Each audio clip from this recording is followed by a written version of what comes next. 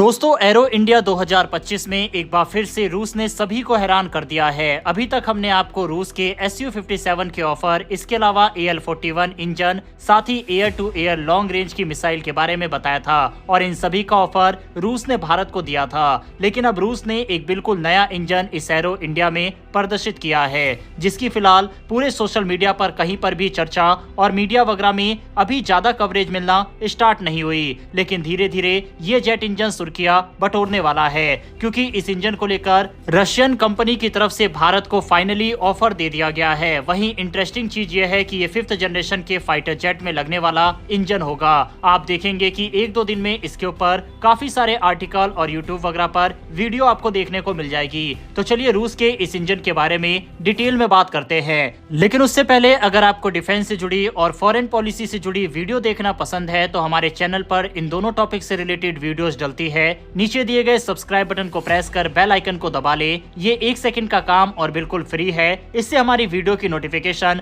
आप तक सबसे पहले पहुंच सकेगी। तो चलिए शुरू करते हैं इस वीडियो को। आप अपनी स्क्रीन पर सबसे पहले यूरेशियन टाइम्स का आर्टिकल देख सकते हैं, जिसमें लिखा हुआ है India overlook Sukhoi Su-57 interim power plant for Su-30 MKI upgrade में कंसीडर रशियन प्रोडक्ट 177S। वहीं यूरेशियन टाइम्स में इस आर्टिकल को लिखा है विजेंद्र के ठाकुर ने, जो कि भारतीय वायुसेना में जगुआर फाइटर जेट के पायलट रह चुके हैं। यानी कि इस न्यूज की ऑथेंटिसिटी का अंदाजा आप इससे लगा सकते हैं। दरअसल रूस की सरकारी समाचार एजेंसी RIA नोवोस्ती ने 7 फरवरी को रिपोर्ट दी कि एरो इंडिया शो में रूस की यूनाइटेड इंजन कॉर्पोरेशन एक नया इंजन प्रोडक्ट 177S प्रदर्शित करेगी। यह इंजन 4++ और 5वीं पीढ़ी के फाइटर जेट्स के लिए डिजाइन किया गया है। लेकिन हैरानी की बात यह है कि भारतीय मीडिया में इस इंजन का लगभग कोई जिक्र नहीं हुआ। लेकिन क्योंकि भारत को अपने सुखोई विमान को अपग्रेड करना है तो इस इंजन को भारत कंसीडर कर सकता है। सबसे पहले हमें यह समझना होगा कि भारत अपने Su-35 MKI फाइटर जेट्स को अपग्रेड क्यों कर रहा है। भारतीय वायुसेना के Su-30 MKI बेड़े को अगले 20 से 25 साल तक ऑपरेशनल बनाए रखने के लिए HAL ने इन विमानों के अपग्रेड का एक बड़ा प्रोजेक्ट तैयार किया है। नवंबर 2023 में रक्षा अधिग्रहण परिषद यानी DAC ने इस अपग्रेड को मंजूरी दी थी। इस अपग्रेड में क्या क्या है, चलिए उसे समझते हैं। पहला, नया आईसा रडार। HAL ने स्वदेशी विरूपक्ष आईसा रडार विकसित किया है जो सुखोई 30 MKI में लगाया जाएगा। दूसरा, नया इलेक्ट्रॉनिक वारफेयर EW सिस्टम। इससे विमान की सर्वाइवल कैपेसिटी बढ़ेगी। तीसरा, लॉन्ग रेंज वेपन सिस्टम। नए मिसाइल और हथियार सिस्टम को इसमें शामिल किया जाएगा। और चौथा, एवियोनिक्स अपग्रेड। नए कंप्यूटर सिस्टम और आधुनिक डिस्प्ले लगाए जाएंगे। रूस ने डिजाइन किया था और HAL भारत में इसका उत्पादन करता है। वहीं अपग्रेड के तहत अगर कोई नया इंजन इसमें लगाया जाता तो AL-41F1S इंजन सबसे प्रमुख विकल्प था। ये वही इंजन है जो रूस के Su-35S और Su-57 के पहले वेरिएंट में इस्तेमाल किया जाता है। AL-41F1S इंजन के फायदे की बात करें तो 16% ज्यादा थ्रस्ट देता है, ज्यादा फ्यूल एफिशिएंट है और ऑपरेटिंग कॉस्ट भी कम है। लेकिन समस्या यह है कि रूस ने अब तक अपने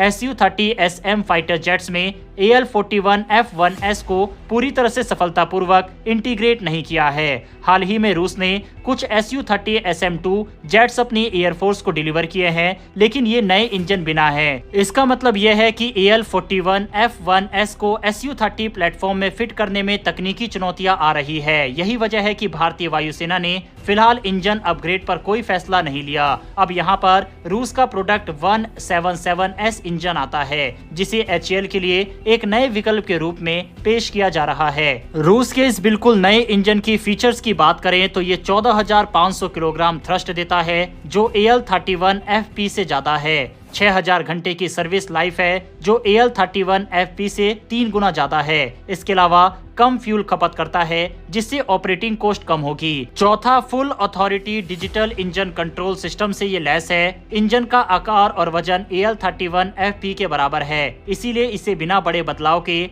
Su-30 MKI में फिट किया जा सकता है। यानी कि ये इंजन सुखोई 30 MKI के अपग्रेड प्रोग्राम के लिए एक लो कॉस्ट और लो रिस्क ऑप्शन हो सकता है। अब सवाल उठता सकता है कि क्या भारतीय वायुसेना भविष्य में प्रोडक्ट 177S इंजन को अपनाएगी। तो मौजूदा स्थिति को देखें तो HAL अभी भी AL-31FP इंजन की लोकल मैन्युफैक्चरिंग में लगा हुआ है। अगर अचानक कोई नया इंजन लिया जाएगा तो मैन्युफैक्चरिंग और मेंटेनेंस कॉस्ट बढ़ जाएगी। भारत का Su-30 MKI अपग्रेड प्रोग्राम पहले ही जटिल है, इसीलिए इंडियन एयरफोर्स अभी इंजन अपग्रेड से बच रही है। लेकिन लॉन्ग टर्म में देखा जाए तो यह एक ज्यादा ताकतवर और फ्यूल एफिशिएंट इंजन IAF के लिए फायदेमंद हो सकता है। अगर HAL को प्रोडक्ट 17SS का उत्पादन भारत में करने की अनुमति मिलती है तो ये भारत के लिए एक बड़ा अवसर हो सकता है। इससे न सिर्फ Su-30 MKI की परफॉर्मेंस बढ़ेगी, बल्कि भारत अपने अगली पीढ़ी के लड़ाकू विमान के लिए भी इस इंजन का इस्तेमाल कर सकता है, जिससे अमेरिकी इंजन पर जो भारत की अतिरिक्त निर्भरता है वह भी खत्म होगी। बहरहाल दोस्तों, आपके हिसाब से क्या भारत को अमेरिकी इंजन से अपनी निर्भरता को कम करने के लिए रूस के साथ इस इंजन की डील को करना चाहिए या फिर नहीं? इस पर अपनी राय कमेंट बॉक्स में लिखकर बताइएगा। फिलहाल इस वीडियो में इतना ही। डिफेंस से जुड़ी ऐसी वीडियो के लिए हमारे चैनल को देखते रहें। फिर मिलेंगे ऐसी एक नई वीडियो के साथ। धन्यवाद। जय हिंद।